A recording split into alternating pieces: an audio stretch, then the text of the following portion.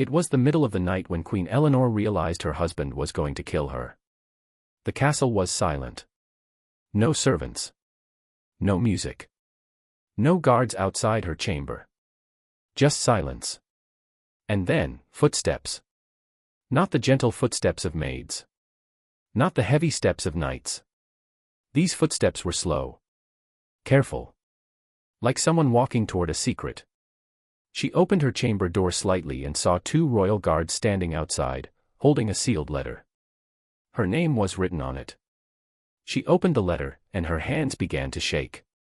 It was an execution order. Signed by her husband. The king. The men who once promised to protect her. The men who once told her she was the best thing that ever happened to the kingdom. The men who now wanted her dead.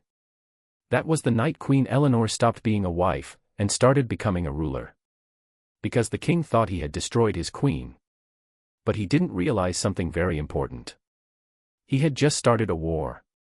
And by the time he realized his mistake, she was already marching back to take his crown. But to understand how a queen becomes an enemy of her own king, we have to go back to the beginning. Back to the marriage that looked perfect from the outside. Before the betrayal, before the war, before the crown was taken, there was a wedding. The wedding of King Edward and Eleanor of Rosewood was the largest celebration the kingdom had seen in decades. Nobles traveled for weeks to attend. Musicians played from sunrise until midnight. Wine flowed like rivers through the palace halls. The entire capital was decorated with banners carrying the royal crest. From the outside, it looked like a love story. But inside the palace, everyone knew the truth. This was not a marriage of love. It was a marriage of power. King Edward needed an alliance with Eleanor's family, one of the wealthiest and most influential noble houses in the kingdom. Eleanor's father needed protection and royal favor. So the marriage was arranged. But what no one expected was that Eleanor would become the most powerful queen the kingdom had ever seen. Eleanor was not loud. She was not dramatic. She was not reckless. She was something far more dangerous. She was patient. She listened more than she spoke. She observed more than she reacted. She understood people very quickly, and once she understood someone, she never forgot who they really were. At court gatherings, while other nobles competed for attention, Eleanor would stand quietly, listening to conversations, watching alliances form and break, noticing who interrupted whom, who avoided eye contact, who drank too much when nervous. She understood something very early that many nobles never understood. Power is not about who speaks the most. Power is about who knows the most. And Eleanor knew everything. Within a year of the marriage, she understood the council, the nobles, the generals, the treasury, the trade routes, the rival kingdoms, and most importantly, she understood the king. King Edward was not cruel. He was not reckless. He was not a tyrant. But he was afraid of one thing more than anything else. Losing control. He had inherited the throne at a young age after his father died suddenly. From that moment, every advisor, every noble, every general tried to influence him, control him, guide him, or manipulate him. So he grew up trusting no one. Except Eleanor. She never tried to control him. She never pushed him publicly. She never embarrassed him in front of the council. When she disagreed, she did it privately, calmly, logically. She made him feel like every good decision was his idea. And because of that, he trusted her more than anyone else alive. For a few years, they ruled together quietly and effectively. Taxes were balanced. Trade increased. Crime decreased. The army remained strong but rarely needed. The people were fed. The nobles were satisfied. The treasury grew. It was one of the most stable periods in the kingdom's history. And that stability made one group of people very nervous. The king's advisors. There were 5 of them on the royal council. Old noble families who had advised kings for generations. They were used to guiding the throne, influencing decisions, controlling policies. But now, the king was listening to Eleanor more than to them. When they recommended raising taxes, Eleanor suggested trade reforms instead. When they suggested military expansion, Eleanor suggested strengthening alliances instead. When they proposed punishing a rebellious village, Eleanor suggested negotiating instead. And every time the king listened to her, the council lost influence. They began to realize something dangerous. The queen was slowly becoming the most influential person in the kingdom. Not officially. Not publicly. But in reality. And real power is always more important than official power. So they began to talk among themselves. At first, they complained. Then they worried. Then they started planning. They knew they couldn't attack the queen directly. The king would never allow it. So they chose a different strategy. They would make the king fear her. Because fear is stronger than love. Stronger than loyalty. Stronger than trust. Fear changes how you see everything. They started small. During council meetings, one advisor would casually mention how much the people loved the queen. Another would mention how the nobles respected her intelligence. Another would say how the army admired her kindness to soldiers' families. They never said anything negative directly. They just kept repeating the same idea in different ways. The queen is loved. The queen is respected. The queen is influential. The queen is powerful. At first, the king was proud of her. Then he was impressed by her. Then he was slightly uncomfortable. Then he started noticing things he had never noticed before. Crowds cheering louder when she appeared. Nobles approaching her first at banquets. Generals asking for her opinion after meetings. Servants speaking about her with admiration. The advisors never accused her of anything. They didn't need to.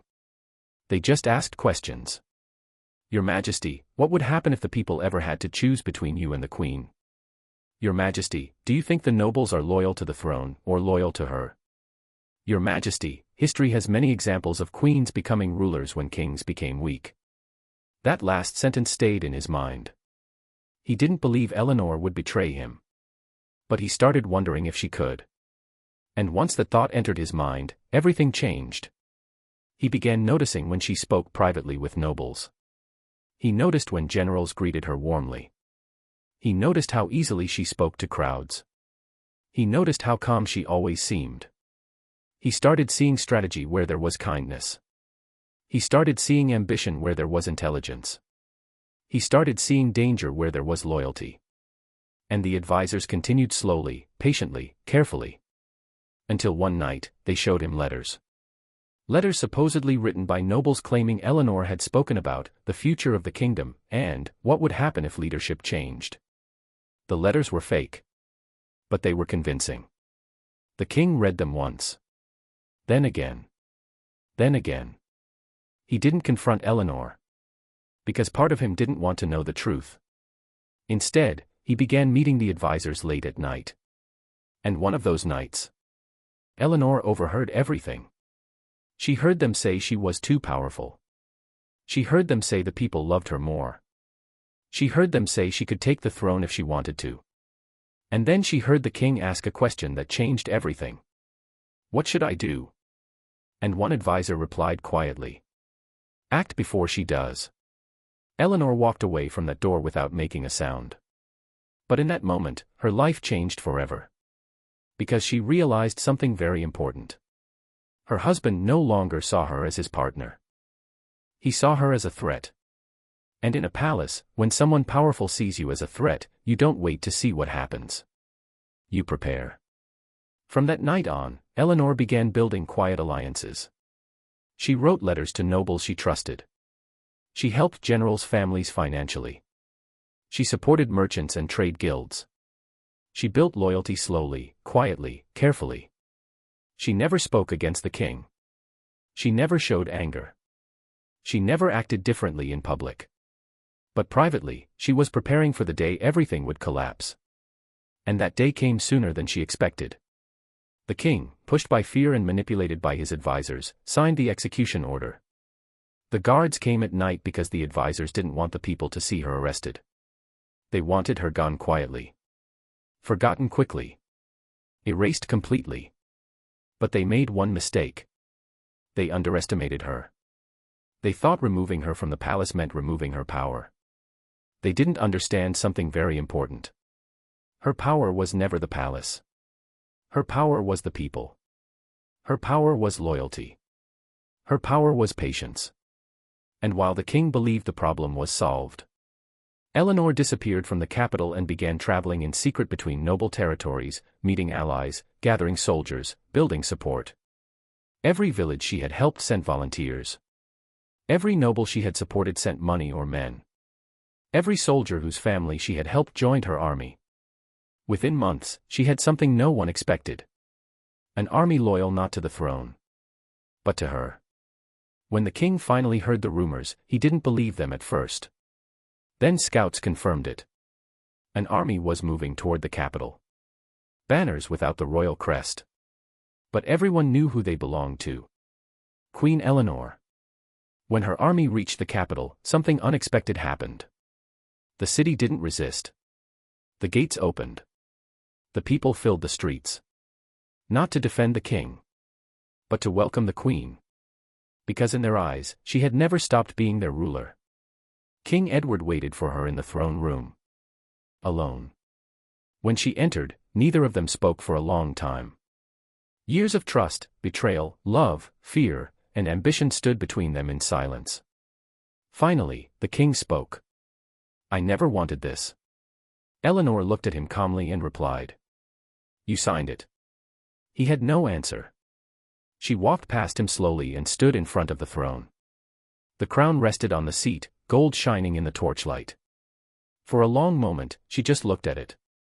Then she picked it up, turned, and placed it on her own head. Not as his wife. Not as his partner. Not as his queen beside a king. But as the ruler of the kingdom. And in that moment, everyone in the room understood something that would later be written in history books. The king didn't lose his throne when the army arrived. He lost his throne the night he betrayed the one person who knew how to rule better than he did. History would later call her many names. The Iron Queen. The People's Queen. The queen who returned with an army. But the most famous line ever written about her rule was simple. She was betrayed by the king, so she took the crown instead.